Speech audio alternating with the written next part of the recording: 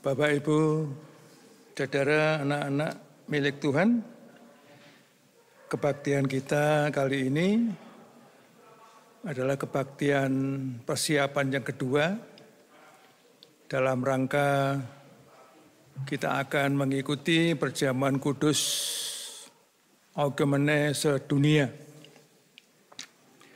Sekedar mengingatkan bahwa kebaktian Oikumene sedunia ini dimulai di negeri Belanda di Amsterdam yang dilakukan oleh para anggota gereja-gereja anggota Dewan Gereja Sedunia pada tahun 1948.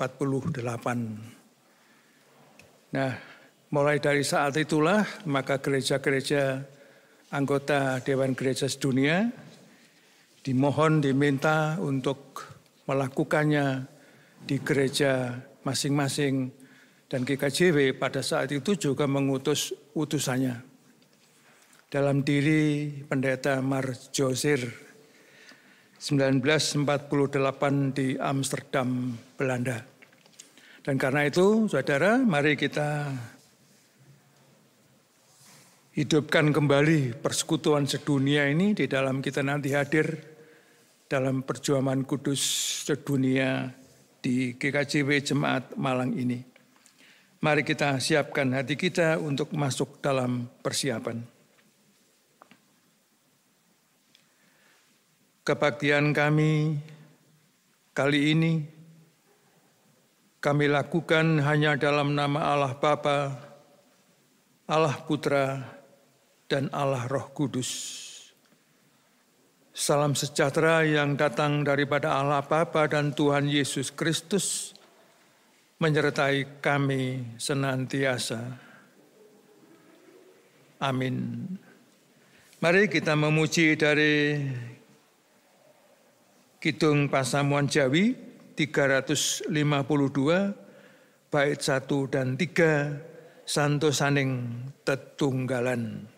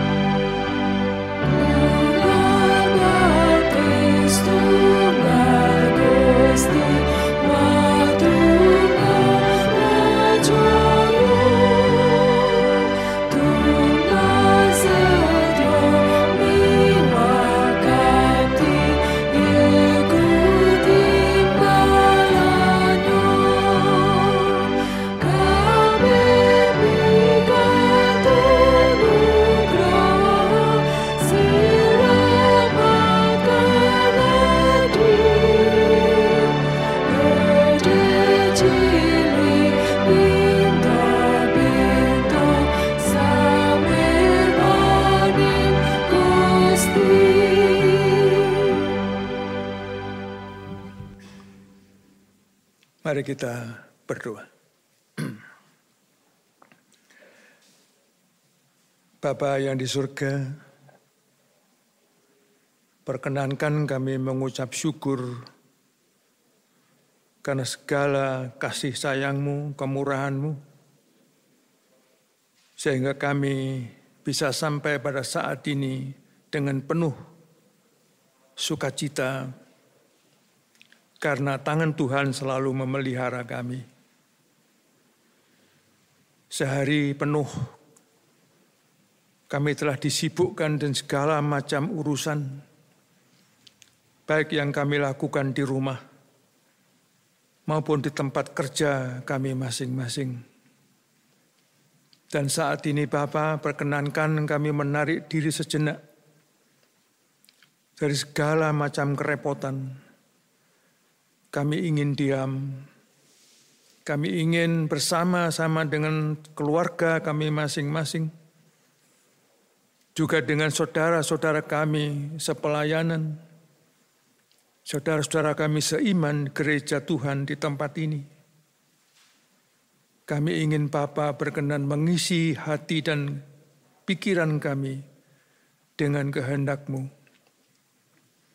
Sebab hanya kehendak-Mu Bapa yang memberikan kekuatan, semangat, bahkan penghiburan, dan juga teguran-teguran demi kebaikan kehidupan kami di hadapan-Mu, juga di tengah-tengah sesama kami.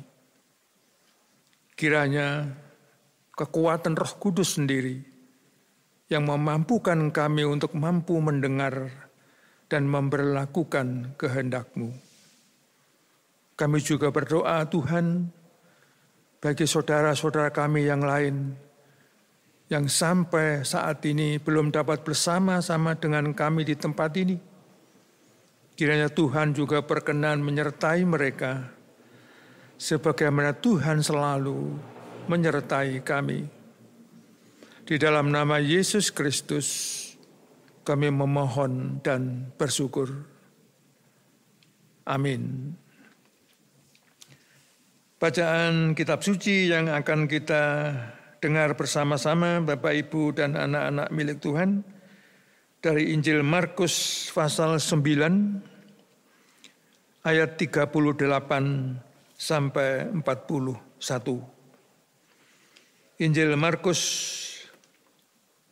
pasal 9 ayat 38 sampai dengan 41 yang demikian bunyinya. Kata Yohanes kepada Yesus, "Guru, kami lihat seorang yang bukan pengikut kita mengusir setan demi nama-Mu. Lalu kami cegah orang itu, karena ia bukan pengikut kita." Tetapi kata Yesus, "Jangan kamu cegah dia. Sebab tidak seorang pun yang telah mengadakan mujizat demi nama-Ku dapat seketika itu juga mengumpat Aku. Barang siapa tidak melawan kita, ia ada di pihak kita.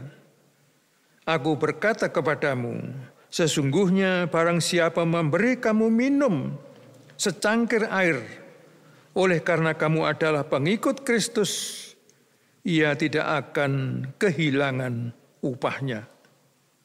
Demikian Bapak Ibu, Saudara dan anak-anak milik Tuhan.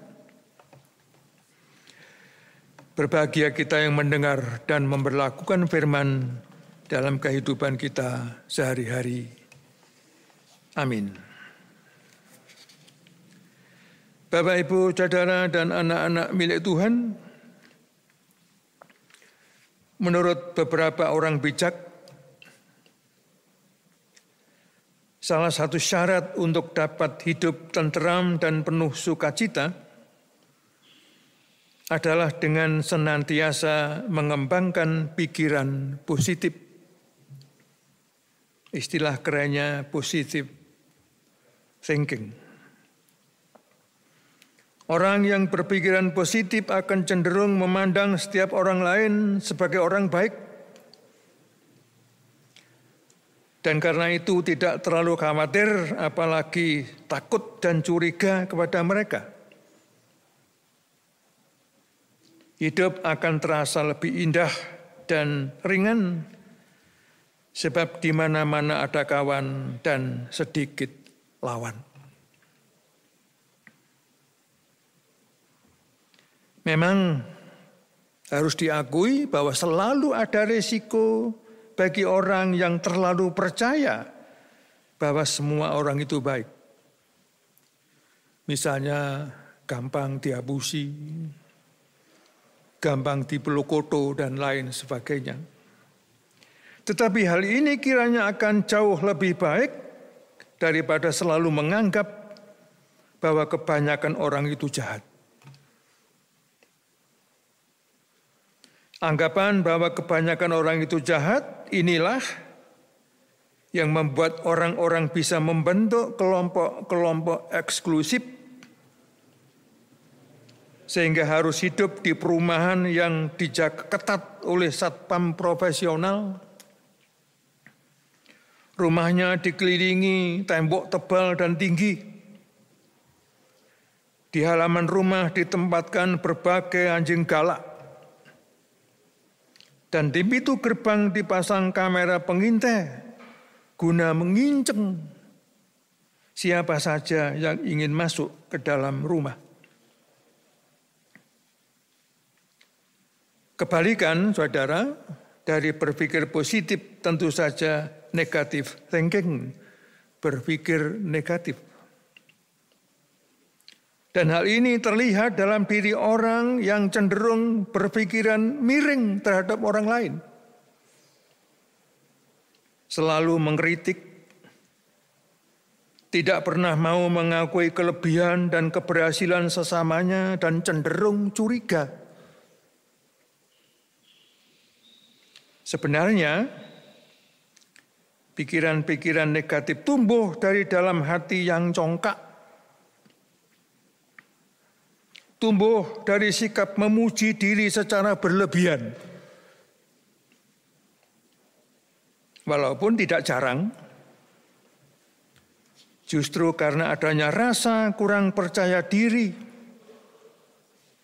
rasa benci yang berlebihan terhadap orang lain, atau adanya kecemburuan yang tidak terkontrol. Dengan segala karakter yang seperti ini, saudara, Bapak, Ibu, dan anak-anak, dapatlah dibayangkan bagaimana runyamnya hidup orang yang berhobi negative thinking. Mengapa? Sebab di mana-mana di luar dirinya, ia hanya melihat neraka bagi dirinya sendiri.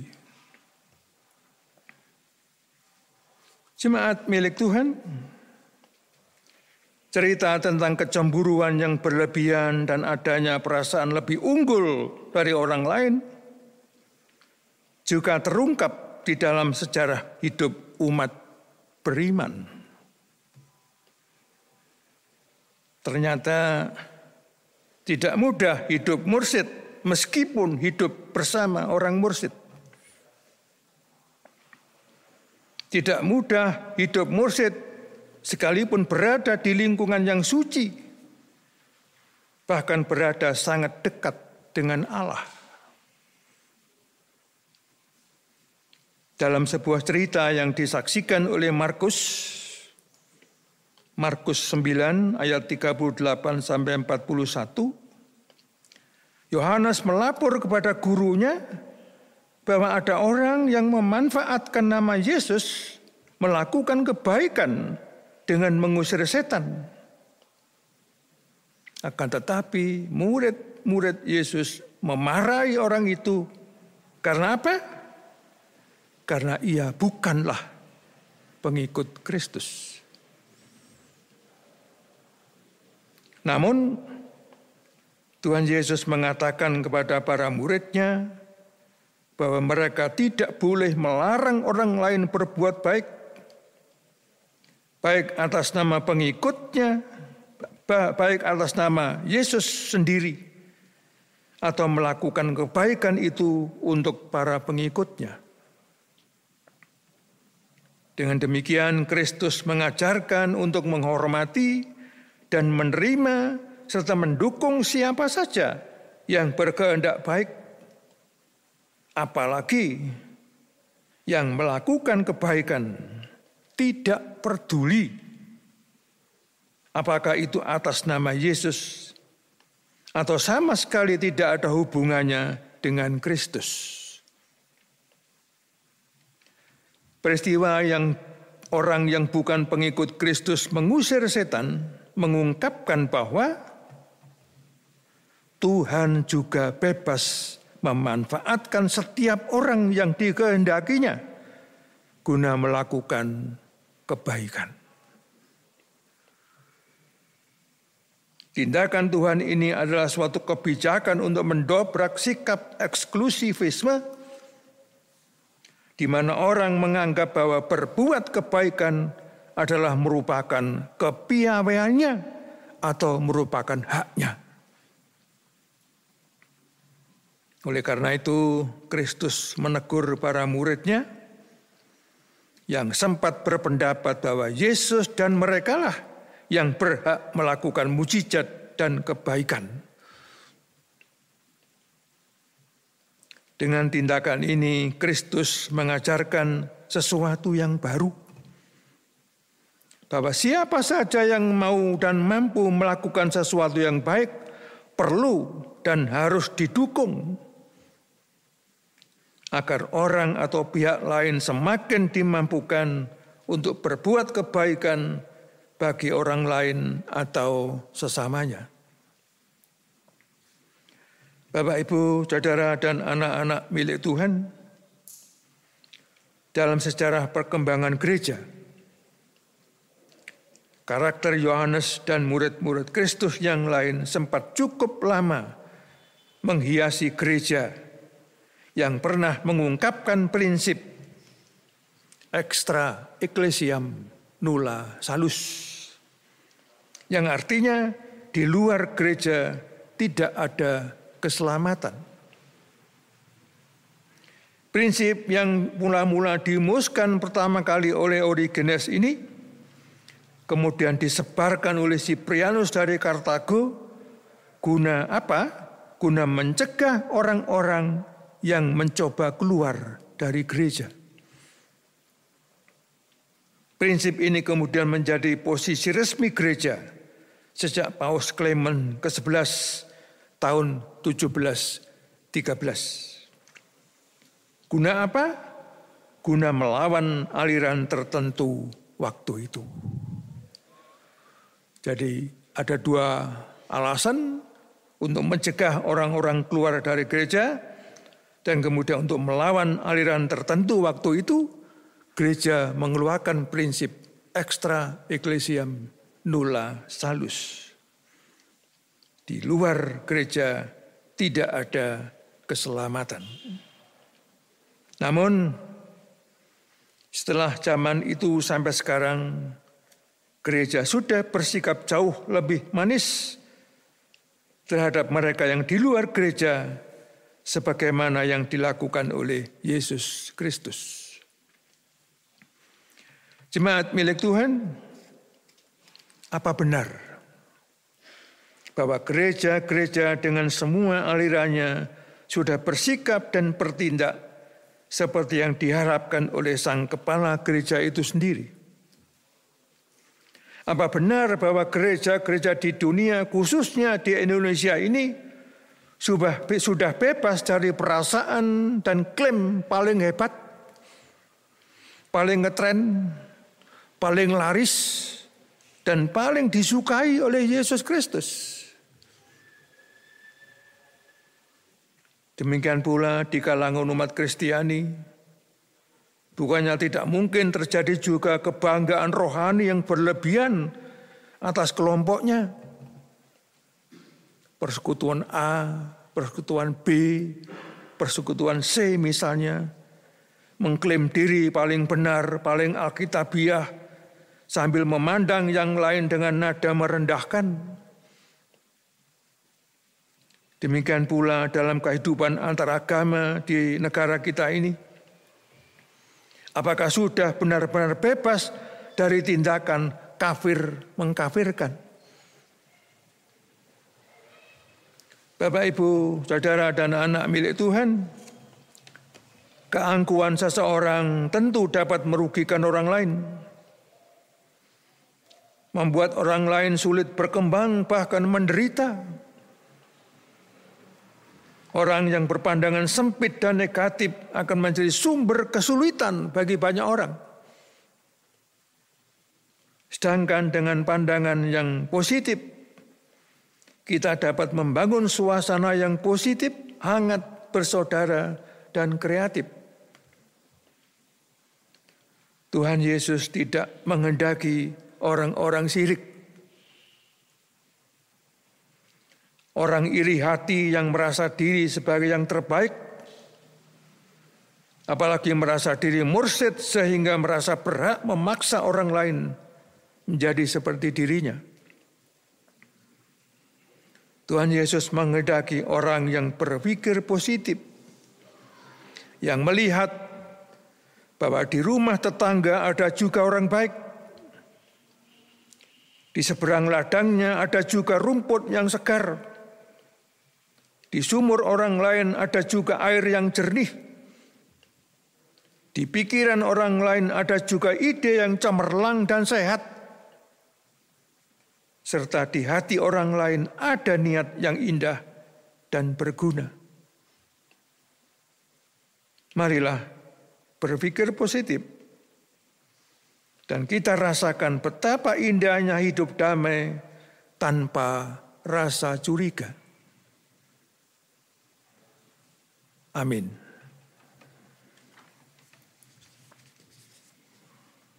Mari kita ambil saat teduh sejenak.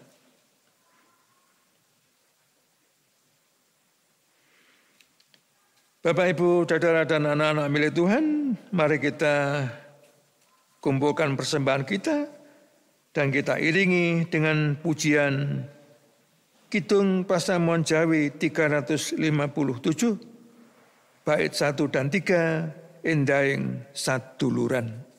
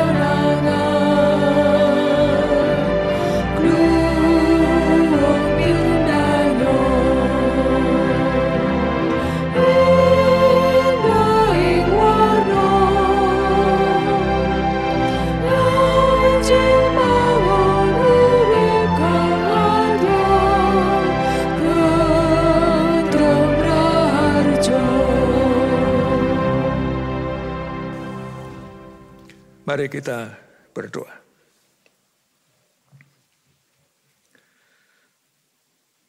Terima kasih Bapa di surga. Bapa telah memperkenankan kami untuk mendalami kehendak-Mu. Bagaimana kami harus berpikir dan bersikap di dalam memelihara kerukunan dan kesatuan gereja Tuhan di dunia ini.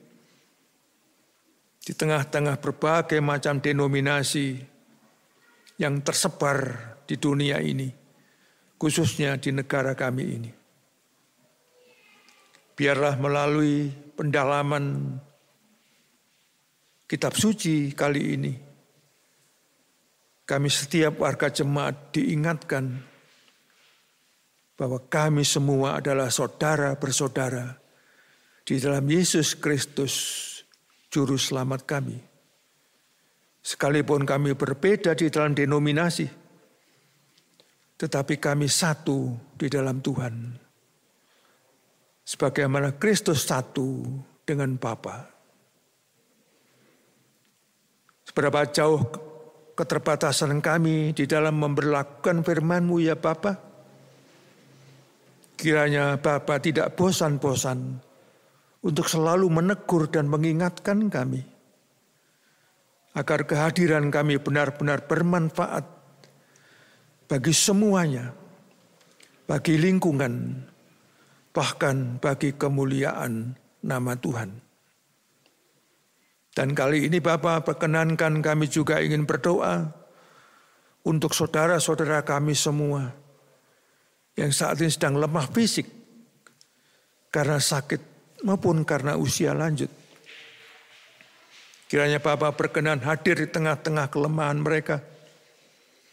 Bapa berkenan memberkati segala upaya yang dilakukan oleh keluarga melalui sarana apapun yang Tuhan perkenankan. Agar melalui itu semua saudara-saudara kami dikuatkan kembali jasmani rohaninya, lebih-lebih keyakinannya akan kemurahan Bapa kepada kehidupan mereka. Bapa di surga, kami juga ingin berdoa untuk saudara-saudara kami sepelayanan. Apapun jabatan yang mereka miliki, tugas pelayanan apapun yang mereka emban, kiranya Bapa berkenan menyertai mereka dengan kekuatan lahir batin dan roh kebijaksanaan, agar pengabdian dan jerih payah mereka benar-benar mendorong gereja-Mu semakin dibangun dan didewasakan, dan nama Tuhan dimuliakan. Kami juga ingin berdoa Bapa bagi bangsa dan negara kami. Kiranya Bapa berkenan untuk memberikan roh kebijaksanaan bagi para pemimpin kami dari tingkat pusat sampai pedesaan, agar melalui kebijakan-kebijakan mereka, tindakan-tindakan konkret mereka, kami warga negara ini semakin disatukan dalam satu bangsa, satu nusa, satu bahasa. Dan kiranya nama Tuhan dimuliakan oleh semua orang, siapapun mereka, dan kehadiran gereja-Mu semakin bermanfaat bagi dunia dan lingkungannya. Bapa di surga, kami juga ingin mempersembahkan persembahan yang telah kami kumpulkan. Kiranya Bapa berkenan memberkati dan menyucikannya. Bapa berkenan memuliakan nama Bapa melalui apapun yang mampu kami persembahkan dan mampu kami lakukan. Pada saatnya kami akan mengakhiri ibadah ini ya Bapa. Kiranya Bapa berkenan menyertai kami semuanya. Biarlah kehidupan kami semakin berkenan di hadapan Bapa. Biarlah kehadiran kami di perjamuan kudus nanti benar-benar merupakan kekuatan dan penghiburan bagi kehidupan iman dan persekutuan kami, karena anugerah dan berkat Bapa sendiri. Di dalam Yesus Kristus kami memohon dan bersyukur. Amin. Mari Bapak Ibu dan Saudara serta anak milik Tuhan, kita pujikan Kidung Pasaman Jawi 354, bait 1 dan 3, tetalesnyo sawiji.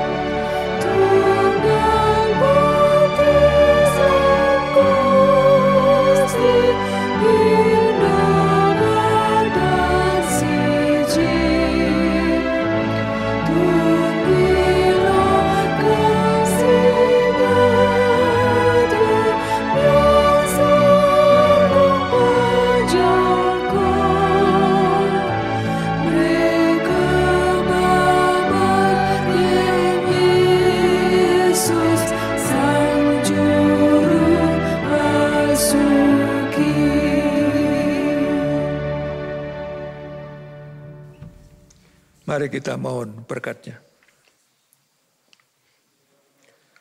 Tuhan yang Maha Tinggi, Allah Bapa, Allah Putra, Allah Roh Kudus, menyertai dan memberikan kekuatan serta terang bagi kami semuanya. Amin.